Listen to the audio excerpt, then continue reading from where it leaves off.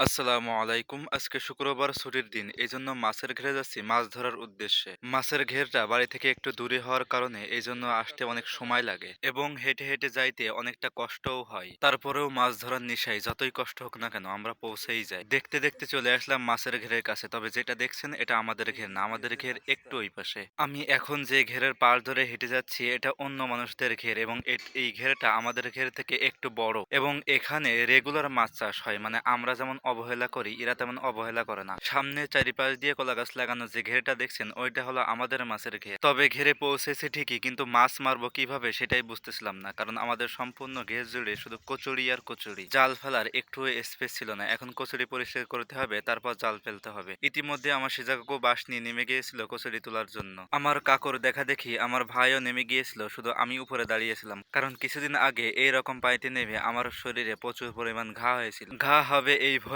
আমি শুধু উপরে দাঁড়িয়ে ভিডিও করতেছিলাম। কিছুক্ষণ পর একটা জায়গা অল্প একটু পরিষ্কার করা হয়েছিল, সেখানে জাল ফেলতে গিয়ে সে আর এক কাণ্ড। জাল এমন জায়গায় ফেলেছে, কিছুটা অংশ পড়েছে কচুরির উপর আর একটা অংশ পড়েছে বাঁশের উপর, আর মাছ সব নিচ দিয়ে বের হয়ে গেছে। যাই হোক, ওই স্থান থেকে সরে আসে আর এক স্থানে ট্রাই করতেছিলাম, দেখতেছিলাম যে এখানে জাল ফেলানো যায় কিনা। কিছুক্ষণ অপেক্ষা করতে করতে জাল ফেলার একটু স্পেস হলো, তারপর সেখানে এক খাপ জাল ফেলা হলো।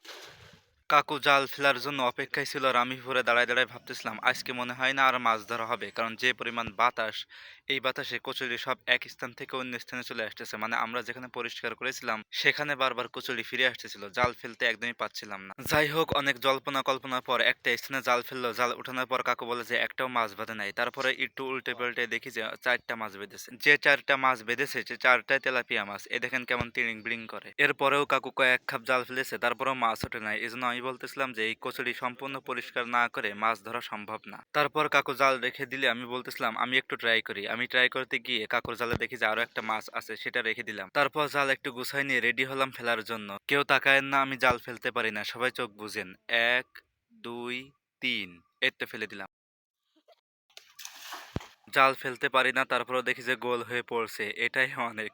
মাছ পাই বা না পাই, জাল গোল হয়ে পড়ছে, এটাই আমার জন্য আনন্দের। আমার জালে মাছ উঠবে না এটা আমার জানা আছে। এজন্য আজকের ভিডিও আমি এখানেই শেষ করে দিচ্ছি। কচুরি সম্পূর্ণ ঘের থেকে না উঠিয়ে আর মাছ ধরা যাবে না। সবাই আমার জন্য দোয়া করবেন। মাছ ধরা ভিডিও আপনাদের কেমন লাগলো অবশ্যই কমেন্টের মাধ্যমে জানাইতে ভুলবেন না। আল্লাহ হাফেজ।